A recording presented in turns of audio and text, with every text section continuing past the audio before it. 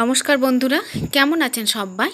রান্নাবাটি and টুকিটাকি চ্যানেলে আপনাদের সকলকে স্বাগত জানাই। আজ আমরা বানানো শিখব পিৎজা সস।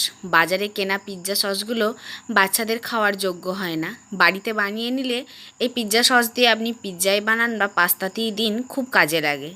পিৎজা সস বানানোটা খুবই সহজ। তার জন্য যা করব তা হলো কিছুই না, কয়েকটা টমেটো, একদম লাল লাল দেখে টমেটো নিয়ে এই যেভাবে আমি কাটছি দেখে নিন, এরকম মাথার উপরে ক্রস ক্রস করে কেটে জলে সিদ্ধ করতে দেবো। বেশিক্ষণের জন্য দেব না, 1 মিনিট ঢাকা দিয়ে সিদ্ধ করে নেবো। 1 মিনিটের বেশি হলে কিন্তু টমেটোর রঙটা নষ্ট হয়ে যাবে। যতক্ষণ সিদ্ধ হচ্ছে ততক্ষণে একটা বাটিতে আমরা বরফ জল নিয়ে নেবো। বরফ জল নেওয়ার কারণ হচ্ছে এতে তাড়াতাড়ি করে টমেটোর খোসাগুলো ছেড়ে যাবে আর টমেটোর রঙটা একদম সুন্দর লাল থাকবে। বরফ জলের মধ্যে নিয়ে প্রথমে খোসাগুলোকে ছাড়িয়ে নেব। ভালো করে খোসাগুলো ছাড়ানো হয়ে গেলে টমেটোর ভেতরকার বীজ এবং ভেতরকার যে শাঁস সেটাকে বাদ দিয়ে দেবো। বাদ দিয়ে দেবো মানে ফেলে দেবো না, কিন্তু এটাকে আমরা পেস্ট করে নিয়ে অন্যান্য তরকারিতে ব্যবহার করতে পারি। কিন্তু পিৎজা সস তৈরির ক্ষেত্রে ভেতরকার এই বীজগুলো বা খোসাগুলো কোনোই কাজে লাগে না। সেই জন্য ওইগুলোকে আপাতত বাতিলের দলে রেখে দিলাম। পরে এগুলো দিয়ে অন্যান্য তরকারিতে ব্যবহারের জন্য পেস্ট করে নিয়ে রেখে দেব। বাজারের তৈরি পিৎজা সসে যে পরিমাণ ঝাল দেওয়া থাকে, অত ঝাল পিৎজা সস বাচ্চাদের পক্ষে খাওয়া একদমই সম্ভব নয়। ওই পিৎজা সস দিয়ে পিৎজা বানালে বাচ্চারা খেতে পারে না। সেই জন্য আমি আমার বাচ্চাদের জন্য বাড়িতেই পিৎজা সস বানিয়ে নিই। আর বাচ্চাদের জন্য বানাই বলে খুব হেলদি উপায়েই বানাই।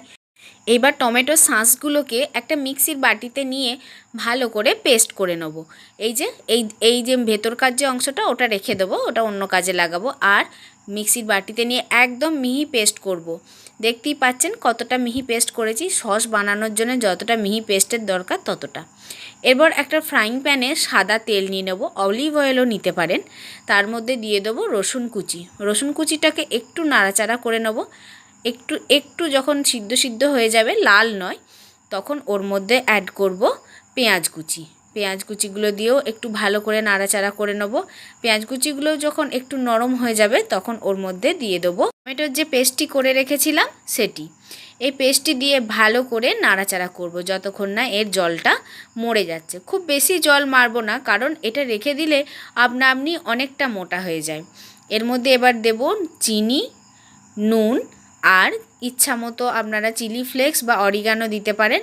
আমি দিয়েছিলাম সামান্য গোলমরিচের গুঁড়ো। আমি সবসময় চাইছিলাম যেন পিৎজা সসটা কোনো রকম ঝাল না হয়। ঝাল হলে আমার বাচ্চারা খেতে পারবে না। খুব সহজ উপায়েই তৈরি হয়ে গেল পিৎজা সস। এই সস দিয়ে পিৎজা বানালে তা বাজারের কেনা পিৎজা সসের থেকে অনেক বেশি টেস্টি হয়। আমার রান্না যদি আপনাদের ভালো লেগে থাকে তাহলে চ্যানেলটিকে সাবস্ক্রাইব করে দিয়ে পাশে থাকবেন। ভালো থাকবেন সবাই। Thank you.